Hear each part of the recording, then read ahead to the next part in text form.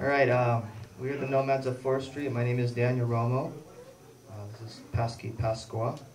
And we do shows, poetry shows throughout Long Beach. We're at Viento y Agua tonight. We do borders on a regular basis, and we do poetry and music shows throughout Long Beach, and we always have guests, and these are our guests tonight who are incredible. Hey, what's up, young world? Name is Impact, intellectual mind, peace, and cool cat. Usually do the Long Beach thing, but I'm worldwide, trying to go all over the globe with this, uplift the people. Dig? Peace. Hi, Raul Ruiz, poet. Writing in Long Beach and performing not that often, but every now and then in Long Beach. This is based off of a song that I think is really pretty. It's called Where Do You Go To My Lovely? With apologies to Peter Starset. Where do you go to, my lovely? Are you lost in examining font too close off the boulevard of Saint Michel? Trying to decipher ambiguous analogies, hidden agendas in your existence at the same time, pray tell? Did you sojourn in the Sorbonne, becoming disenchanted as I continuously quoted myself during our conversations? Had I not put flyers on windshields in quaint strip malls, advertising my upcoming readings, hustling for marketability, would you still feel the need for viability through solitude? Is there someone else? Do my sustenance over style means pale in comparison to his St. Moritz speaketh, exclusive, trendy? Pardon me for being a little distracted, but I cannot apologize for being eccentric, authentic. I cannot apologize for getting up on insidious September nights, jotting down superlatives that toss restlessly in our bed. I cannot apologize for impromptu October dreams needing to be fleshed from my head, trying to type as quietly as possible. I cannot apologize for you tracing callous fingertips on dinner dates as we stroll through the Latin Quarter sans liaison to the touch. Not from a blue-collar day, but from a biting black insomniac night writing about such. I cannot, will not apologize for being. And when you introduced me, as your other half saying, he's a poet, it was as if you felt the need to apologize. And if my tears in the form of unabashed prose mean anything to you, you'd answer my question, where do you go to, my lovely?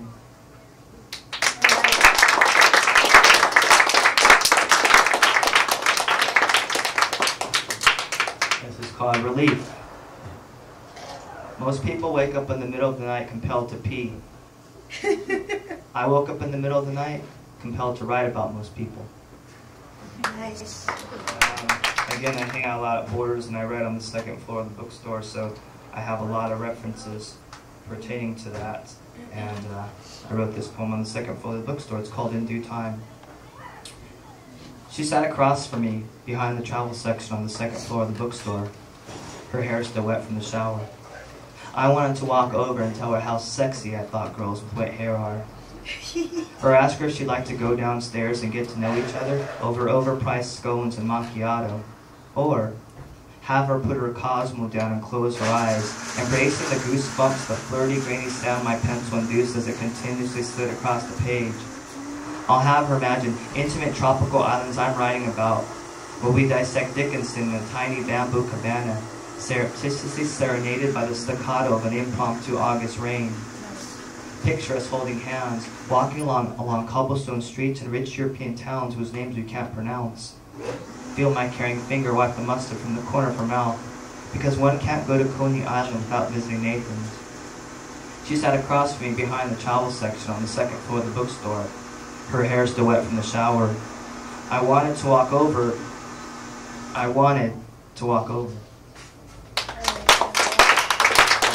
Kind of pertains to it in the way that China is treating Tibet, I suppose. It's called London Bridge. London Bridge is falling down, falling down, falling down. But what about those who will drown the anonymous body of water that lies below? Do they even know the name of their final resting place? It's just as well, in case they decide to tell potential survivors, realizers of pedagogy perpetuated by fair ladies driving Mercedes SUVs with free Tibet bumper stickers next to "My child was on the honor roll" act. They're ignorant to the fact, ancient Chinese secrets, the PRC deems himself gracious enough to give self-autonomy to indigenous plateau people, plateau people. People denied mankind guarantees in the Universal Declaration of Human Rights. Even enlightenment from the Dalai Lama can't ignite worldwide spotlight. Withheld freedom of speech, press, and the right to peacefully protest. I stress peacefully protest. Which means this poem would be less effective because it couldn't be shared. Shared with poker-faced monks in monasteries, weary of letting on too much. For they know the punchline, but not the joke, and behave as such. Shared with unassuming villagers, whose only crime is living on the wrong side of the line, bound by boundaries surrounding hope and depression, freedom and oppression. Not even 7 years in bad pit could lessen. And we could have / should have boycotted Olympic Games, but Michael Phelps and LeBron James equal bragging rights, economic resurgence, and swing votes. But 110 medals don't equal street cred or make the unfixable less broke. And like Mr. Smith, Mr. Carlos, and even Mr. Norman from down under who stood with them on the podium in '68 to the right, throw your fists in the air, but don't wave them, keep them still like you do care. And if you want injustice eradicated and free thinking validated, somebody say, oh yeah. Oh yeah. Oh yeah. Oh yeah. Oh yeah. London Bridge is falling down, falling down, falling down. But what about those who will drown the anonymous body of water that lies below, my fair lady?